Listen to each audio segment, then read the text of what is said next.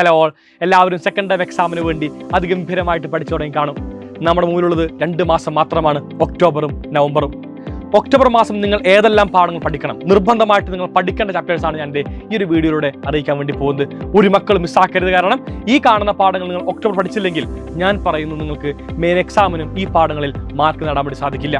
ആദ്യമായിട്ട് പറയട്ടെ, 2 ചാപ്റ്റേഴ്സാണ് ഇതിലത്തെ ഏറ്റവും ക്രക്സ് ആയിട്ട് പഠിക്കേണ്ടത്. മറ്റൊന്നുമല്ല, ഒന്ന് അപ്ലിക്കേഷൻ ഓഫ് ഡെറിവേറ്റീവ്സും മറ്റൊന്ന് ഇൻ്റഗ്രൽസും.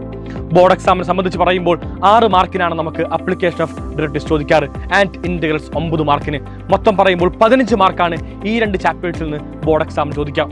എന്തുകൊണ്ട് 2 പാഠം ഞാൻ ആദ്യം പറഞ്ഞു?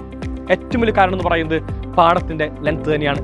ഇൻ്റഗ്രൽസ് എന്ന് പറഞ്ഞ ചാപ്റ്റർ ഒരിക്കലും നമുക്ക് വളരെ എളുപ്പത്തിൽ പഠിച്ചെടുക്കാൻ വേണ്ടി സാധിക്കുന്ന ഒരു ചാപ്റ്റർ അല്ല എന്ന് എല്ലാവർക്കും ഈ നിമിഷം മനസ്സിലായി കാണും. കാരണം ബഹുഭൂരിഭാഗം സ്കൂൾസിനകത്തും ഇൻ്റഗ്രൽസ് ഇപ്പോൾ ആരംഭിച്ചിട്ടുണ്ടാകും. ഒരുപാട് ഫോർമുലാസ് ആണ് പഠിക്കാനുള്ളത്, ഒരുപാട് ക്വസ്റ്റ്യൻസ് ഉണ്ട്.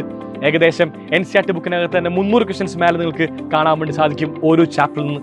സോ ഇത്രമേൽ ക്വസ്റ്റ്യൻസ് പഠിക്കുക എന്ന് പറയുന്നത് അത്രയും ഈസിയായ കാര്യമല്ല. സോ എല്ലാ മക്കളും ഇപ്പോൾ തന്നെ സ്ട്രക്ചേർഡായി പഠിക്കാൻ വേണ്ടി ആരംഭിക്കണം. സ്ട്രക്ചേർഡായി പഠിക്കണം, എന്നാൽ മാത്രമാണ് നമുക്ക് ഇൻ്റഗ്രൽസ് എന്ന് പറയുന്ന കൊലകൊമ്പനെ വീഴ്ത്താൻ വേണ്ടി സാധിക്കുള്ളൂ. ഇതിനോടൊപ്പം തന്നെ എല്ലാ മക്കളും അപ്ലിക്കേഷൻ ഓഫ് ഡെറിവേറ്റീവ്സ് എന്ന് പറഞ്ഞ ചാപ്റ്റർ നിർബന്ധമായിട്ട് പഠിക്കണം. കാരണം കഴിഞ്ഞ വർഷം ഈ ചാപ്റ്ററിൽ നിന്നാണ് ഡിഫിക്കൽട്ട് ക്വസ്റ്റ്യൻ എക്സാമിന് ഉണ്ടായിരുന്നത്. എൻറ്റയർ പാറ്റേൺ മാറിയാണ് ഈ ചാപ്റ്ററിൽ നിന്ന് ലാസ്റ്റ് ഇയർ എക്സാമിന് ചോദ്യം ചോദിച്ചിരുന്നത്. ഈ 2 പാഠം പഠിച്ചു കഴിഞ്ഞാൽ +2 മാത്സിലെ ക്രക്സ് നമുക്ക് പഠിച്ചു കഴിഞ്ഞു എന്ന് പറയാൻ വേണ്ടി സാധിക്കും. സോ എല്ലാ മക്കളും നിർബന്ധമായിട്ടും ഈ 2 പാഠം ഒക്ടോബർ മാസം പഠിക്കണം. ഇതിന് പുറമെ ഒരു സിമ്പിൾ ചാപ്റ്ററും കൂടി നിങ്ങൾ വായിച്ചിരിക്കണം. ആ ചാപ്റ്ററിന്റെ പേര് മറ്റൊന്നുമല്ല, അപ്ലിക്കേഷൻ ഓഫ് ഇൻ്റഗ്രൽസ്. ഇങ്ങനെ 3 പാഠമാണ് നിങ്ങൾ ഒക്ടോബർ മാസം പഠിച്ചു തീർക്കേണ്ടത്. ഈ 3 പാഠം പഠിച്ചു കഴിഞ്ഞാൽ നവംബർ മാസം നമുക്ക് ബാക്കിയുള്ള 3 പാഠം പഠിക്കാനുള്ള സമയമുണ്ടാകും. ഡിഫറൻഷ്യൽ ഇക്വേഷൻ, അതുപോലെ തന്നെ വെക്റ്റർ, 3D. അധികം സമയം ചെലവഴിക്കേണ്ട ആവശ്യമില്ലാത്ത 3 പാഠങ്ങൾ.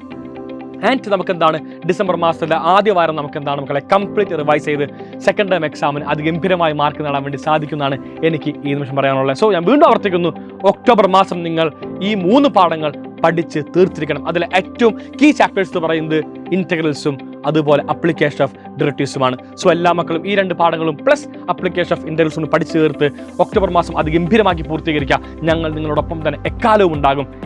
ഈ കാണുന്ന സ്റ്റഡി പ്ലാൻ വർക്കൗട്ട് ചെയ്യുക. നമുക്ക് സെക്കൻഡ് ടൈം എക്സാമിനും അതുപോലെ തന്നെ മെയിൻ എക്സാമിനും എല്ലാം തന്നെ ഫുൾ മാർക്ക് ഉറപ്പിക്കാൻ വേണ്ടി സാധിക്കുമെന്ന് പറഞ്ഞുകൊണ്ട് വൈൻഡപ്പ് ചെയ്യുന്നു. So class bye, signing off Afnas from Xylem Learning. Thank U.